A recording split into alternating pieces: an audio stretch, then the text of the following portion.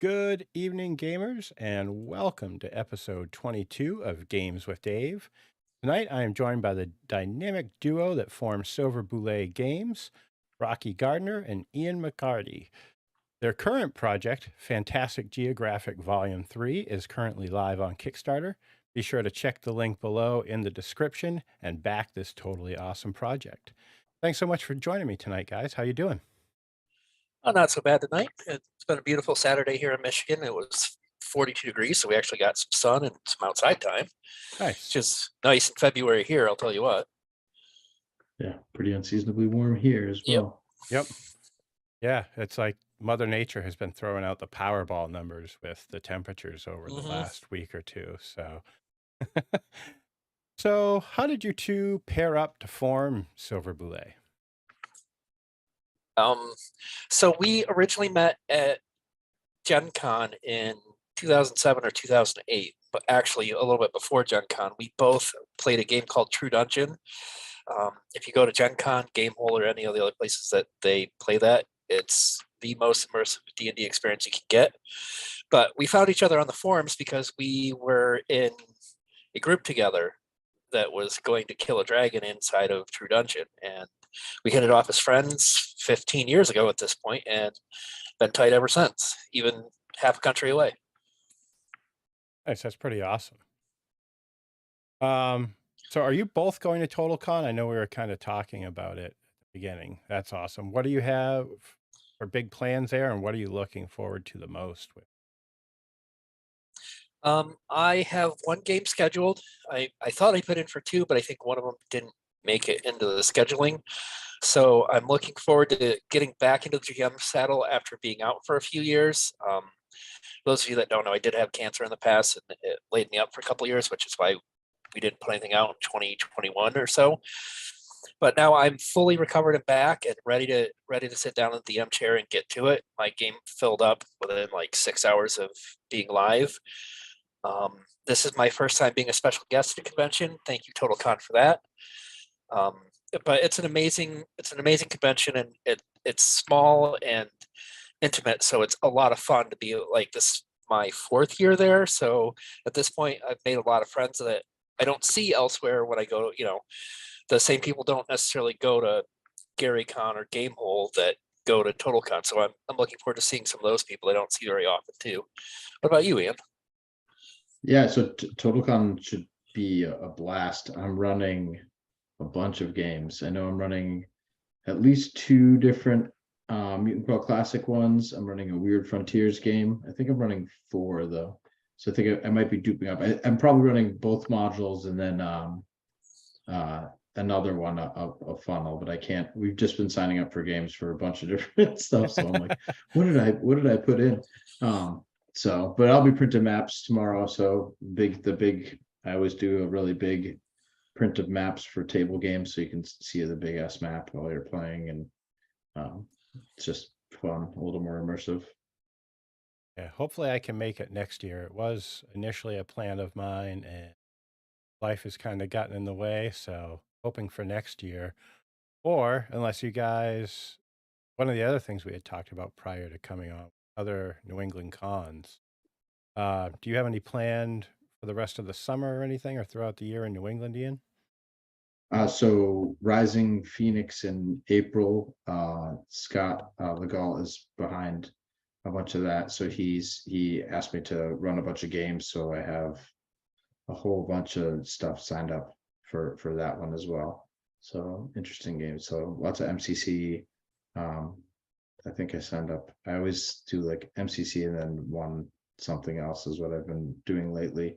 So it's either fantasy, Call of Cthulhu, or like Weird Frontiers, something like that, but I can't recall which it is. So there, I'll be there running all 3 days there, running a bunch of games as well.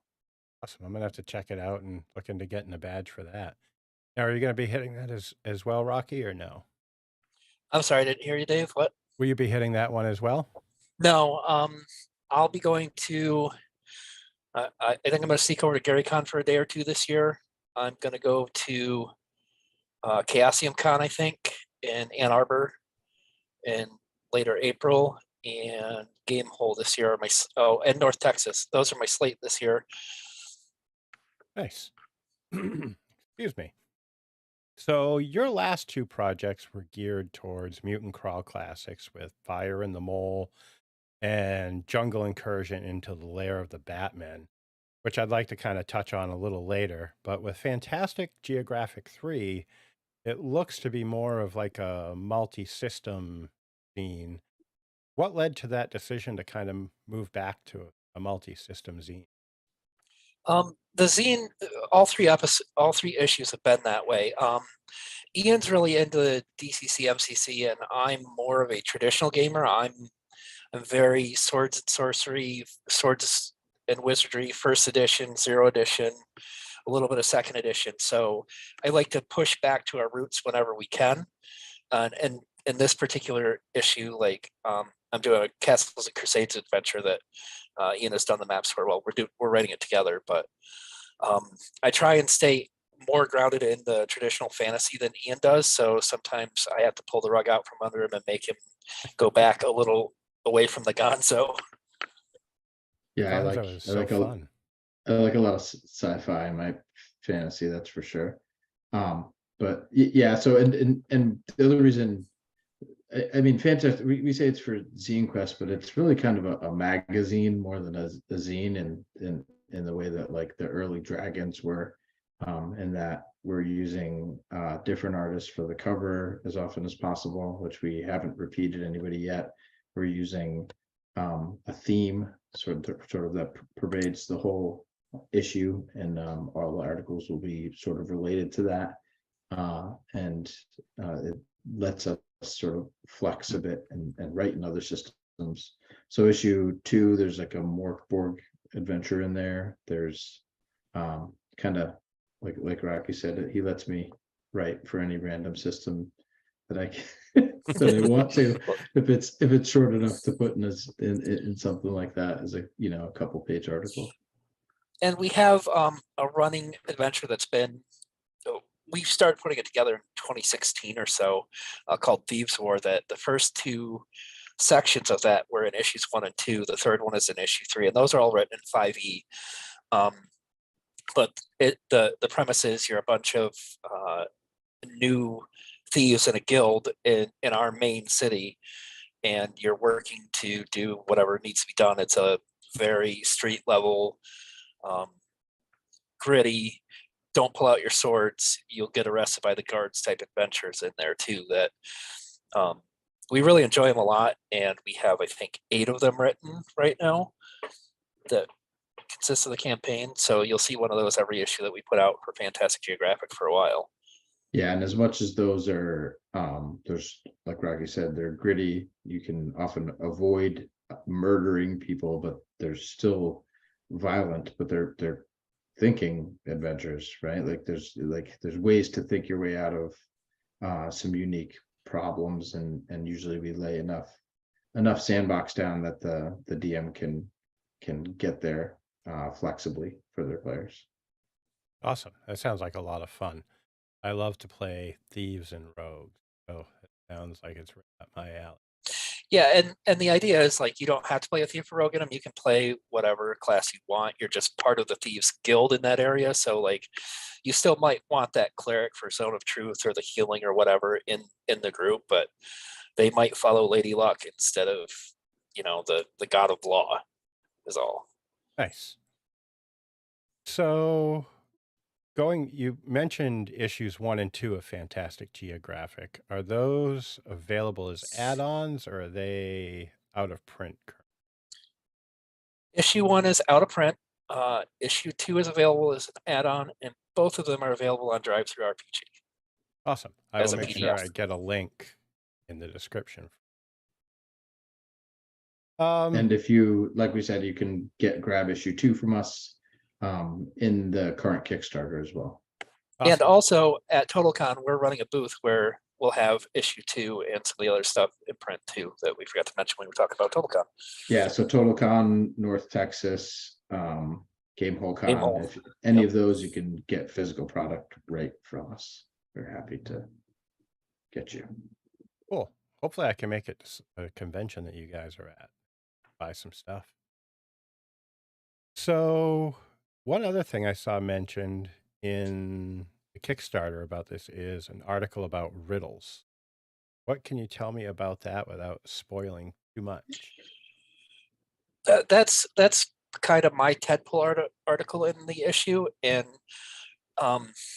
I like I said, I'm a very old school guy. Mega dungeons are kind of where my bread and butter have always been in D&D, and riddles are ubiquitous inside of mega dungeons. So I thought it would be a good idea to kind of explain to DMs and GMs how I use them and what makes them fun and not fun in a game.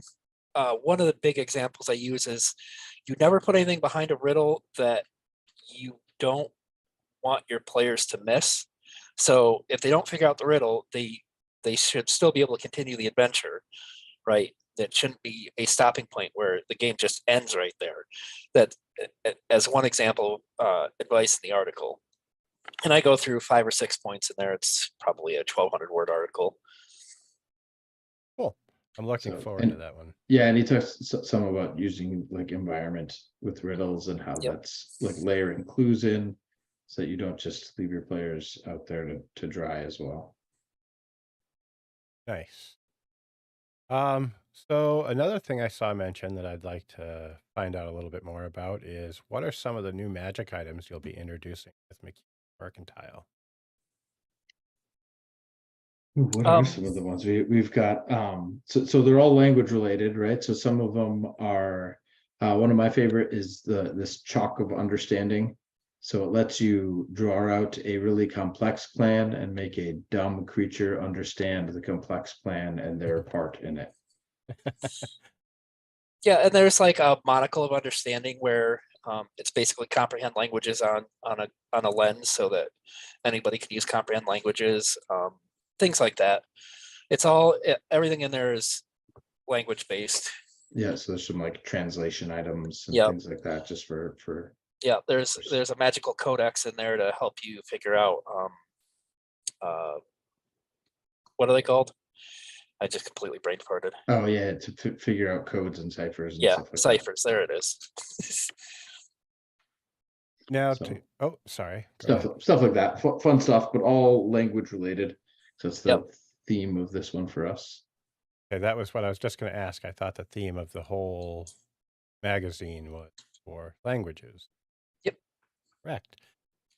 So going back to the adventure for one quick second, is it meant to be a one-shot or is it meant to be played over multiple sessions? So the Thieves War adventure, that one can be played.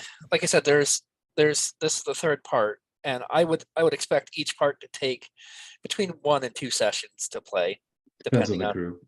yeah, depending on the group, how many people, and like, and as I get more into it, right, because this is the third issue, so they might go back and revisit the magistrate from issue 1, trying to figure out the problem for this one. So it can get pretty in depth over time as they layer on each other. But I'd say at 1 or 2 sessions. And I'd say the library too is, I don't know, sheesh, between two and 4. Yeah, the library's gonna Depending, be pretty big. and like any sort of old school dungeon, you can not solve a bunch of things and sort of beat or end the level, which it happens. There's multiple endings depending on what you do, and that's sort of laid out and implied in the design of it. Awesome. Skeeter Green just chimed in and said Thieves War. So He likes those. They're like some of them are like adventures, beating up some thugs in like a cafe. So there's Yep. you're throwing plates and Yep. but Yeah. you're trying not to kill anybody. But they're in the rivals are in your territory. You got to drive them out without getting the guards there, right? Like, yeah, you definitely don't want to get the guards involved because then you're going to jail. That would be a quick way to change up the adventure, but not in a way you'd probably want to. So it happens, so right? Like it does. It definitely does. people do go to jail, and sometimes that breakout, the breakout is a nice change of pace, or going to see the judge and bribing him, because that's a possibility too, right? Like it opens up different possibilities. Skeeter says, like real life. So you got to frame the right person. Oh, man. So behind you, Ian, we actually can see the cover that Chet Minton did, which is awesome. And it's a great homage to Unearthed Arcana. Who were some of the other artists that you worked with for Fantastic Geographic? So Mike Greer is doing a bunch of interiors for us. And he did a bunch of stuff for our last two Mutant Call Classics ones. We also have Eric Smith, who did a zine that we quite like called Morduke, but he's doing some of the fantasy art and some dragons and such for us. Who else do we have? Chet did that other grayscale piece of the Sphinx you see in there. Yep. And I think I'm missing. Covers someone. everybody on the art list at the moment. Yeah, I think I'm missing someone though, but I can't recall. Update the art list. Not updated yet. It's because I'm just assigning some newer stuff as we're getting out there. But a bunch of art pieces that we've gotten there unique to the adventures and such. So as this one too, we always put a unique dragon in each issue, so there is a unique dragon in this one as well. Yep. Bookworm. The bookworm is in this one. Ooh, what can you tell me about the bookworm? That sounds pretty cool. Yeah, it's not very big, and it lives in a library, I can tell you that much. They're about that big and very territorial of their books.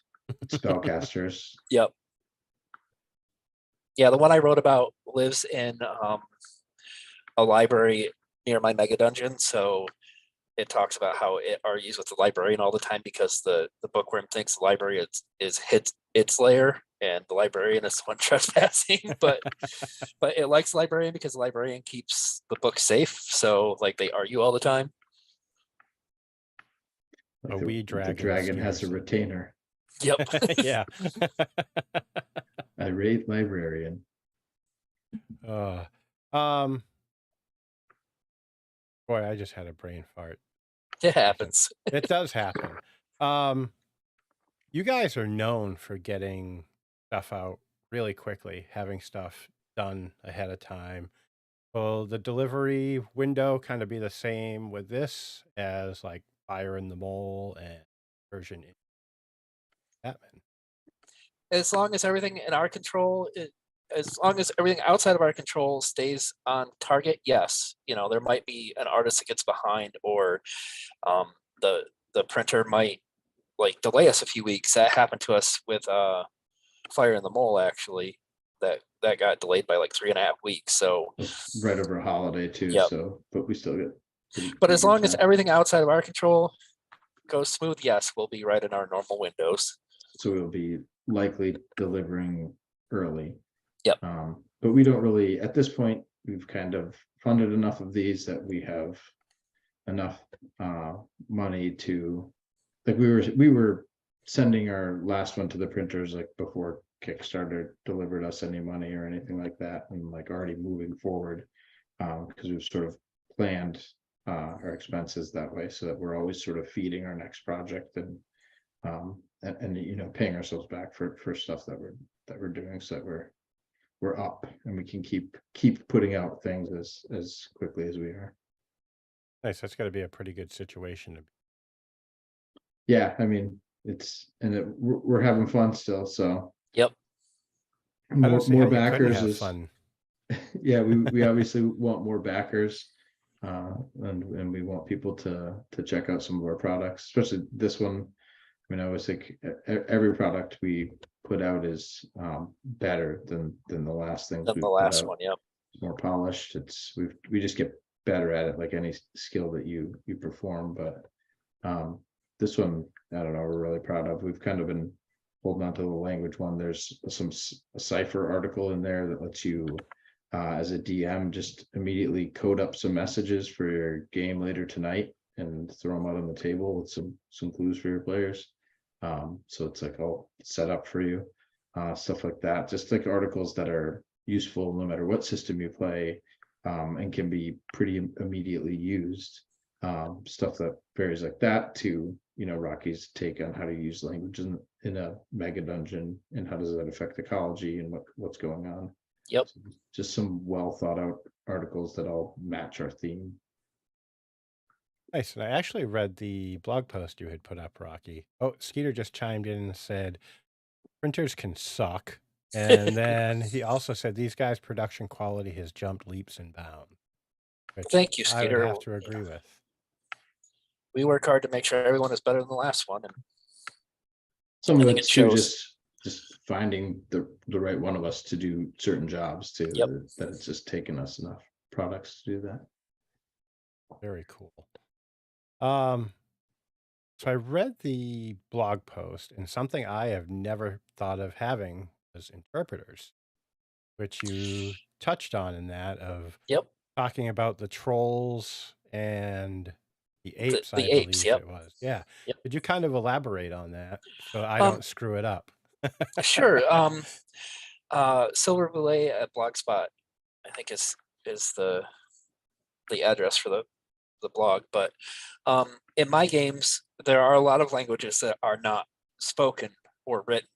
So finding interpreters is important, especially for like as you go deeper and through different mega dungeons, you're gonna run into creatures that you don't see elsewhere, right? Like they're going to be one little pocket of whatever they are, and they're the only ones in the universe. So you need to find somebody that can communicate with them or have a spell.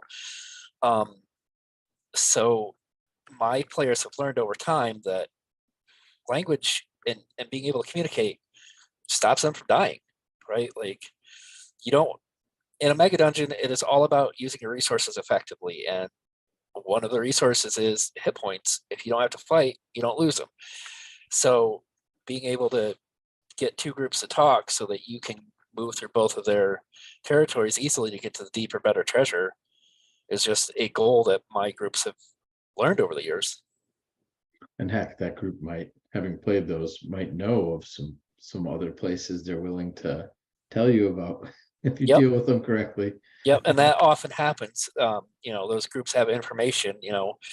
The Black Dragon on level six has been ill for 6 months and has broken wings. So go after it before it heals. That type of thing. Yeah, it's not seeing everything that might be scary initially as a threat. Like, no, those troglodytes on level 3 aren't that bad, man. You got to. They love salted fish. Right. Fish and fly and Awesome.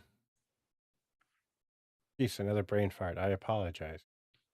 What else that we haven't touched on can folks expect to find in Fantastic Geographic? We talked about the ciphers, McEwen's Mercantile, Riddle article, and two adventures. two adventures.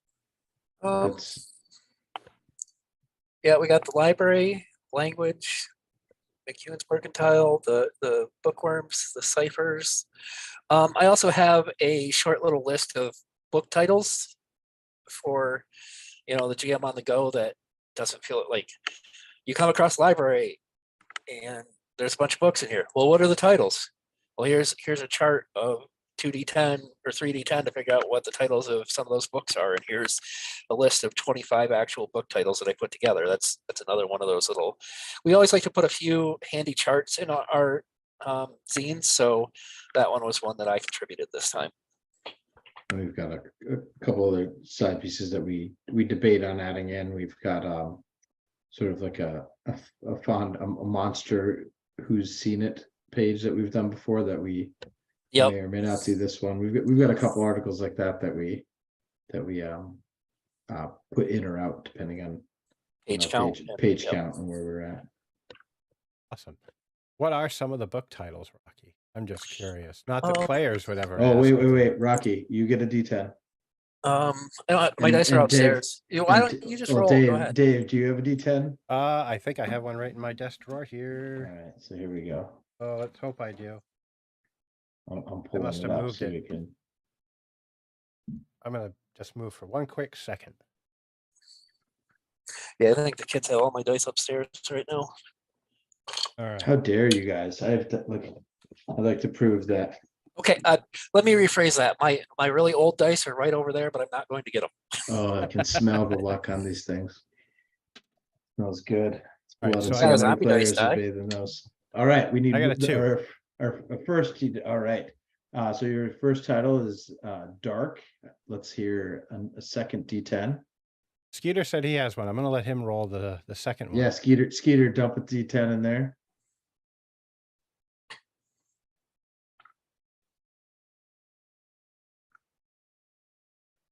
He didn't have one either. He was just like, He's lying. he had to run and get it. All right. He's You said using there's 3 chips. rolls. I'll give the second roll here, and we'll let Skeeter have the third if he. All right, so a 9 on the second roll. A 2, a 9, and a 6 from Skeeter. So that gives us the Dark Treatise of Champions. That sounds like a rather ominous book. Yeah. Dark Treatise of Champions. I like it. You know, it's just dirty pictures of some fighter. Leaning back on his sword. With his blood drinking sword. Well, if you guys have a few more minutes, I do have a few questions not related to Fantastic Geographic that I'd love to ask you. And Sure. all right. So Rocky, we kind of touched on this prior to us going on air. One of the things that you guys do that I think is really cool is having the room picture by the room description. Can you tell folks where the motivation for that came from to start doing that? I got mad at Ian trying to figure out which room was which on his maps, and we had seen it before in, I think, the Hot Springs Island series of books. I think is where I've seen it before, Yeah, and we really liked the idea, so we kind of took it, ran with it ourselves as well, and adapted it. And we Yep. and we had the maps that were high enough resolution that we could do it effectively. Yep. Without can adjust. having it look ugly or sloppy. Yeah, we can adjust the size easily so that they look really good next to the description. And the bullet point system that we use on the last MCC modules is really important for that too, because with too much volatile text in that image, it doesn't look good. But using a bullet point system like that, it gives the GM the information they need quickly, and they can see the room quickly, and everything is right there ready to go within 4 inches on a page. So Yeah, short of a monster block, you can do everything you need to do. Most of those MCC adventures could be played with minimal prep from the DM because of that. And I think it takes whoever's making your maps and whoever's doing your layout to be able to work pretty closely together to make that layout work. There were a lot of phone calls on the first one, especially. Yeah. Like every other day, we were sitting down discussing the map and layout together. Like I said, we live 1,200 miles apart, but there was Zoom meetings almost every day for about a week. Where, all right, does this look right? Do we need to change this? What do you do? Should we change the orientation on the maps on each room? Should they all have north facing upward? A lot of questions that just had to be kinked out. So. But I think the end result is worth all that work that we put into it initially. Yeah, for sure.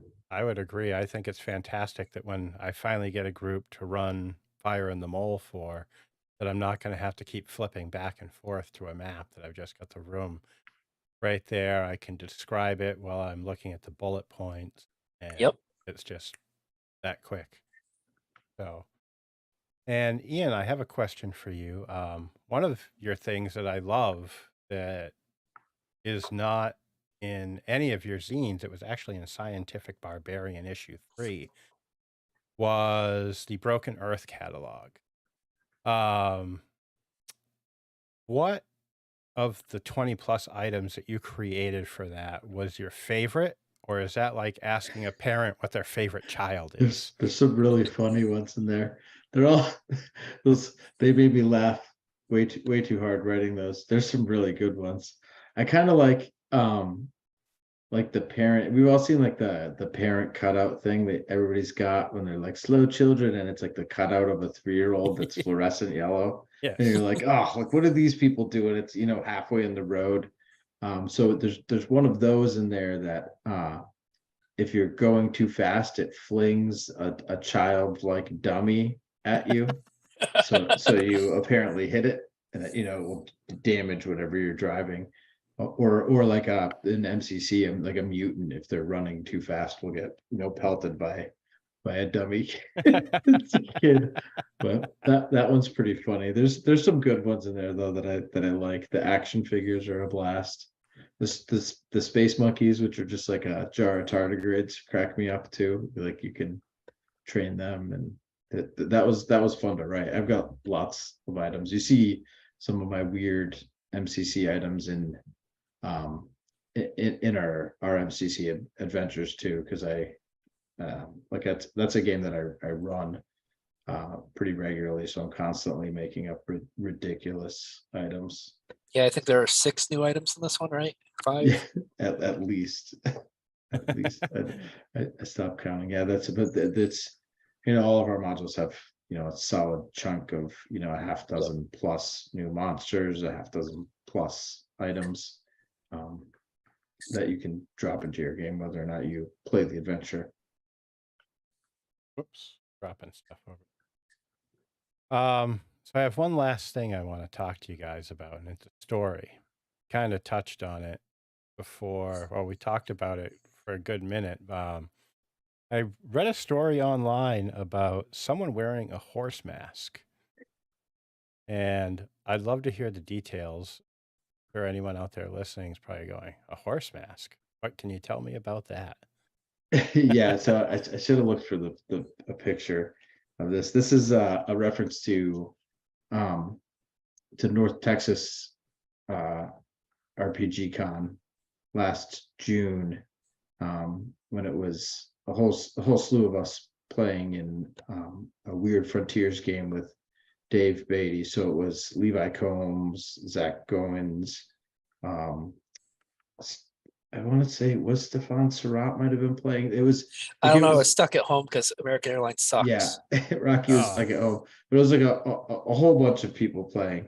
Everybody was a luchador except me. So they all passed out luchador masks, and we had known this, that it was like an all luchador game. And I was like, okay, I'm not going to be a luchador. So I brought my traditional horse mask from home, which everybody has a horse mask at home. So I've selected of my horse masks, I selected my favorite and brought that.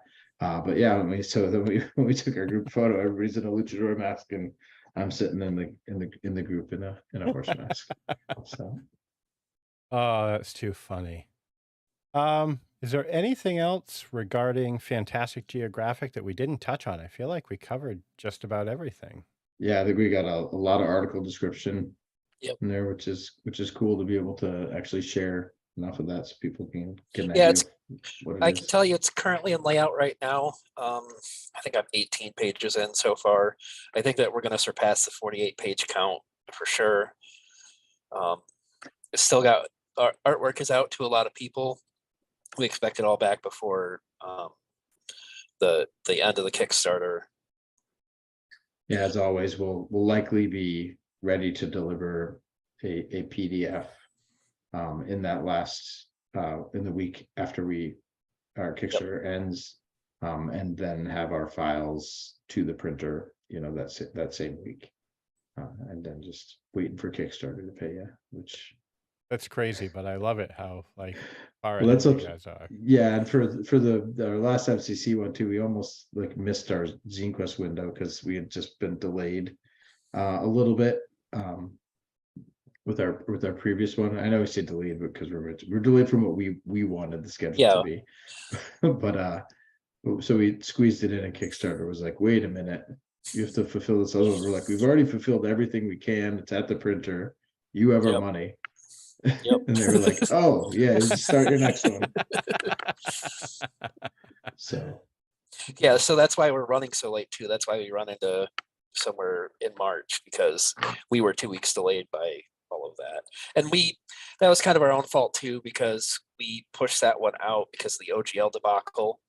We were ready to do it. We just we're going to skip January and then do the Kickstarter for ZineQuest in February and then do that one in March or April. But instead we did that one in January because of the OGL debacle. Yeah, everybody kind of puckered for a bit with that nonsense. Yeah. So made everybody pause and kind of. Except us, we went full speed ahead. Yeah, well, MCC doesn't use an OGL, so you just we're good to go. Yeah, that is another good thing about it too. So that's what we said. We looked at it and we're like, oh, MCC doesn't use this. Like you said, full steam let's put something out because everybody's worried about it right now. Let's show that games are still going to be made, whether or not the OGL is still there. Or, whatever Wizards of the Coast does, we're still out here playing games. I know I will be long after. Well, Wizards of the Coast probably outlived me, but as long as I'm alive, I'll be playing games. Yeah. Yeah, hopefully some good ones. So. Well, you guys definitely make some good ones, and hopefully I'm going to be able to get a group together soon to play Fire in the Mole and Jungle Incursion, because they're both awesome adventures. But that was all I had for tonight, guys. So thank you so much for joining me. Actually, I do have one more question. If there's any, and I ask this of everybody, if there's anyone sitting out there hovering over that Back This Project button, what would you say to them to get them to click it?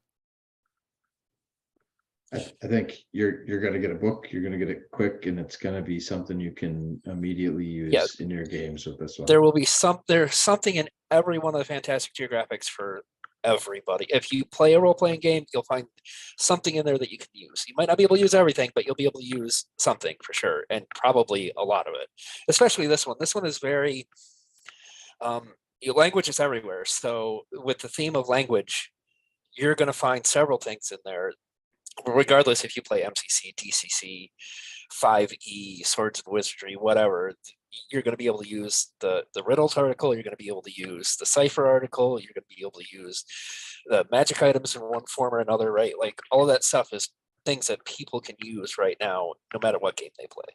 And that's whether you're a player or a DM, because there's articles in there that will, if you're a player, help you think about your strategy in regards to picking languages, which is a strategy when you're playing a game, and it's just some tips and tactics that you can actually take away from those. Yeah, I cannot wait to get this. So I'm going to have fun making up ciphers for players, see how much I can confuse them. So a few more things from Skeeter before we go. He said, woohoo, great job, guys. And the books are excellent idea generator, which I would have to agree with after just hearing about it. And I'll definitely be grabbing Volume 2 and grabbing Volume 1 off of Drive Through RPG. So, yeah. Well, thank you very much for coming on, guys. I greatly appreciate it. Oh, my pleasure. And folks, be sure to jump on over, click the link in the description, and get over and back Fantastic Geographic 3. And also be sure to check out the Silver Bulette blog. And I will also make sure I add a Drive Through RPG link for you guys as well to the description, so folks can grab one. And other than that, if you enjoyed this interview, give it a like and maybe think about subscribing to the channel. Other than that, have a great night, folks.